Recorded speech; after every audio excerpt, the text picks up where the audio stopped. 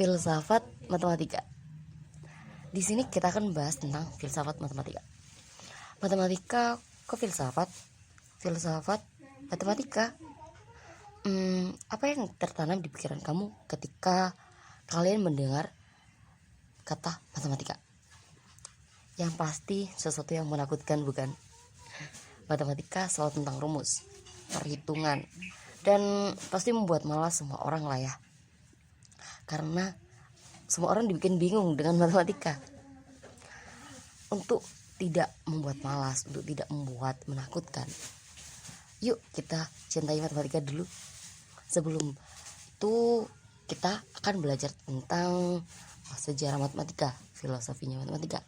Oleh karena itu di sini kita akan belajar tentang filsafat matematika.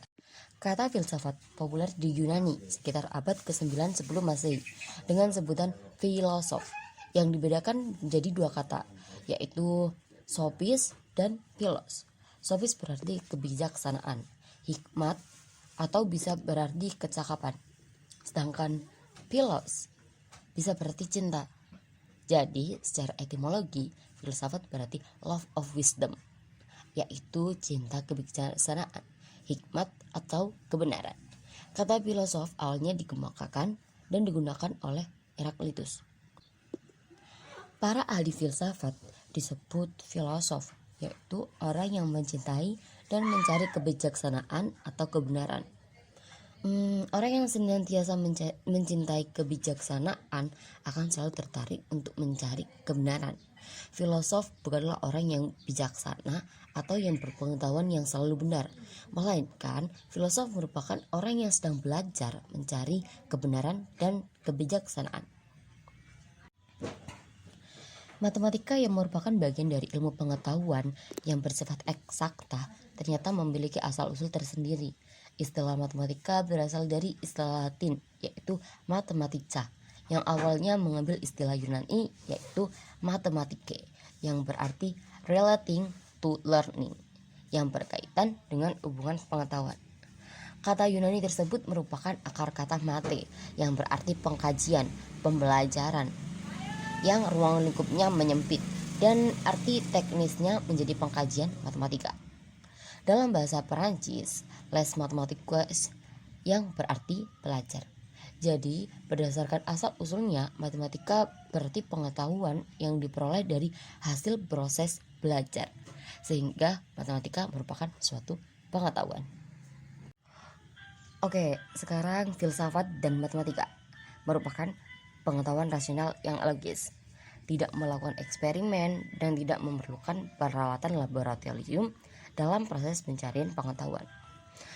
Filsafat dan matematika juga bergerak pada tingkat generalitas dan abstraksi serta daya pemikiran yang mendalam. Kedua bidang tersebut membahas berbagai ide yang sangat umum dan lazimnya melampaui taraf kekonkretan yang satu demi satu lainnya. Filsafat matematika bersifat koheren, yang konsepsional. Secara singkat, yang dimaksud dengan koheren adalah terurut. Filsafat matematika merupakan pemikiran menyeluruh dan kompleks terhadap persoalan mengenai sesuatu hal yang berkaitan dengan landasan dan dasar dari pengetahuan matematika serta hubungan matematika di segala bidang kehidupan manusia, baik secara epistemologi, ontologi, metodologi, maupun aspek etis dan estetika pengetahuan matematika. Selanjutnya adalah hubungan dari matematika dan filsafat. Hubungan lainnya dari matematika dan filsafat yaitu keduanya bersifat a priori dan tidak eksperimentalis.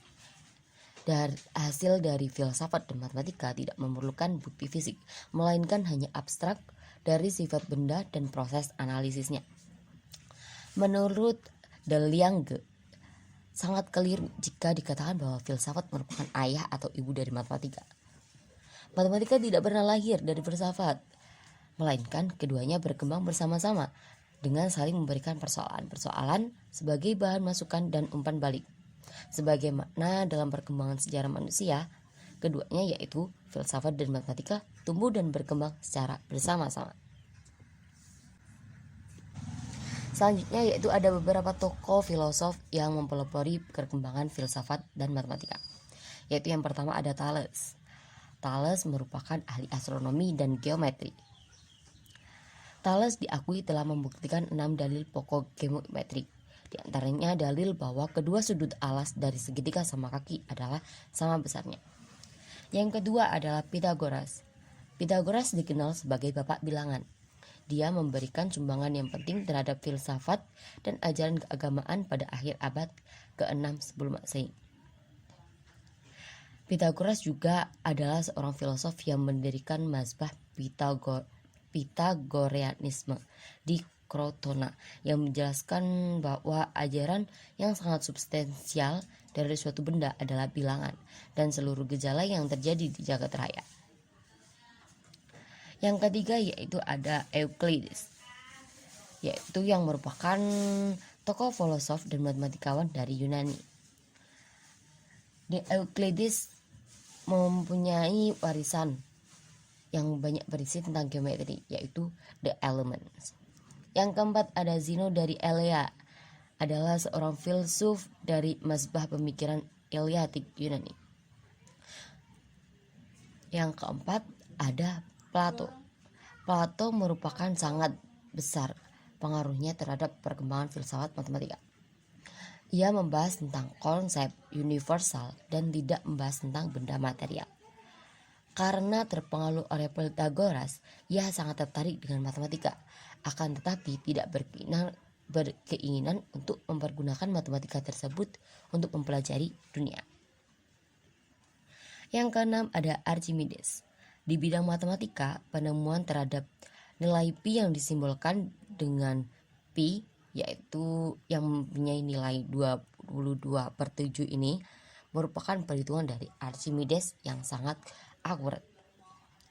Oke. Nah, yang tadi merupakan tokoh-tokoh filosof yang berasal dari barat. Sekarang kita beralih ke Islam, dunia Islam. Ahli matematika Islam juga banyak loh yang terkenal. Misalnya ada Abu Wafa yang terkenal karena jasanya menerjemahkan karya Diopantus dalam trigonometri. Ia menguraikan fungsi tangan, menulis tabel sinus dan tangan dalam interval 15 menit. Kemudian ada penulis aljabar lainnya, diantaranya ada Abu Kamil dan Al-Kharqi pada abad 10 dan pada abad ke-11. Selanjutnya ada Ibnu Al-Khaitam di bidang geometri, ada Al-Karazi di bidang teknik induksi matematika, ada Al-Battani di bidang lingkaran dan trigonometri.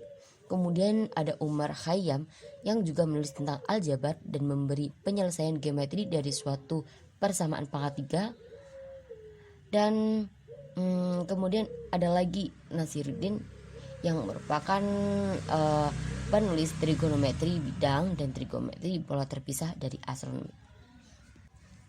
Dan yang paling terkenal, beliau juga dikenal di kalangan dunia barat, yaitu Ibnu Sina, seorang filosof yang sangat dikenal di dunia barat.